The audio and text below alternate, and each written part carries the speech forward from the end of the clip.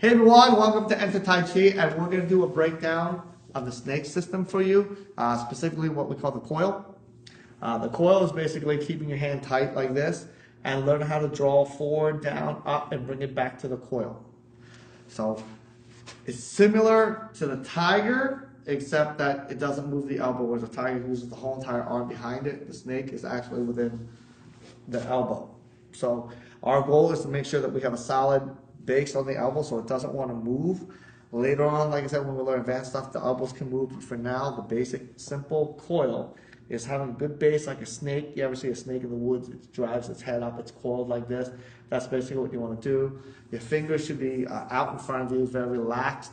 Depending on the system that you do, there'll be people who will raise their hands like this, like a snake like this. Some people will keep it straight. For now, let's just keep it straight, keep it simple. So thumbs should be the side, even with your fingers. Wrist is very relaxed, hands in front. Energy should feel like you're projecting forward. You don't want to feel like it's coming into your face or to the floor. It has to feel like it has a good base and a rise and pointing forward. The key is, without moving the elbow, but pivoting from the elbow, you're going to turn your wrist, turning your palm like following a circle. It has to come over, lay flat down, come to the pinky side, and come right back up. And this is what we don't call the coil.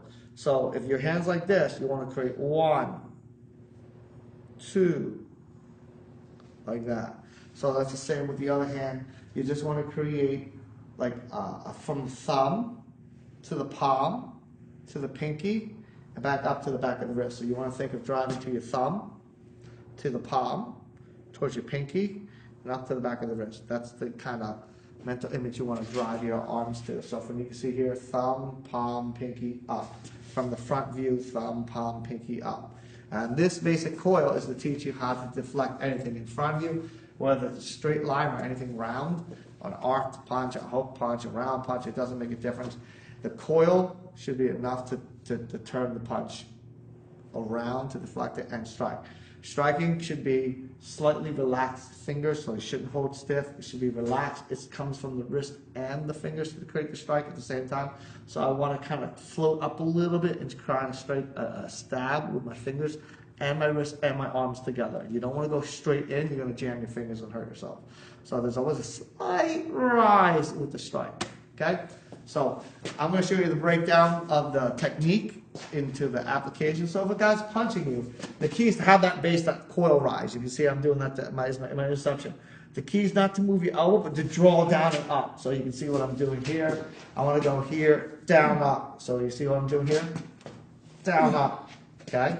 So even if you fight it hard, don't let me do it, basically. So if I'm doing this, and you see my elbows moving away, don't let me do it. You can see I'm not going to move my opponent who's strong. The key is you must keep that base. Don't let me do it. Keep that rise and then down. So you can see what I'm doing here. Rise, down. So you can see my arm. And you can see. So if a guy's punching me, you can see now I have my stab. Now I can go to the eyes, I can go to the ears, I can go to the neck, between the cheeks. These are all very vulnerable spots that you can cause a quick reaction. It's like taking a pencil or a pen, jamming a guy in the face. That's kind of feeling that you should feel. So when you're stabbing, again, it's slightly from below and a slight rise at the extension of the fingers. So it should go like this, like, so you can see my hands striking my opponent. So when he punches me, you can see here, see? Now if he punches me again, see I now have the coil. Actually, I shouldn't have done that. I'm not teaching that lesson. So give me straight and straight.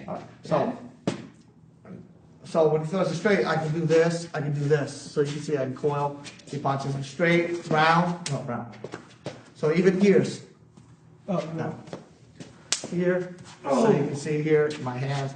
He punches again. Because I'm coiled now, I can create my strike out at the same time.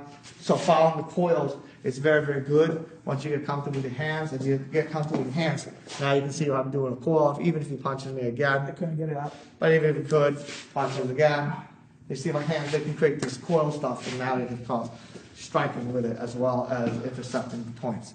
So make sure when you practice you have a good base. Make sure that your wrist is in control of the movement, not your arm or your shoulder. So if you're like this and letting it move away from you or around you, you're not doing it. It can move down with the body. It can move forward if the body's moving. You draw back if the body's moving. But it cannot do it because you're pulling from the shoulders. So hopefully you guys have practiced that, feel the energy, work with your partner. If you have a partner to train with, remember, don't go full out with full force yet. Develop the technique first, and then as you get better, he can go harder at you and faster at you. And then you should be able to handle it if you do the technique right. It doesn't matter how big, how strong, it matters how right you are with your technique. Okay, if you guys like the videos, give us a thumbs up. If you have a comment, let us know below. And if you like it, subscribe, and we'll give you more videos to come. And if you want more videos from our site, click the link below. Thank you very much for watching.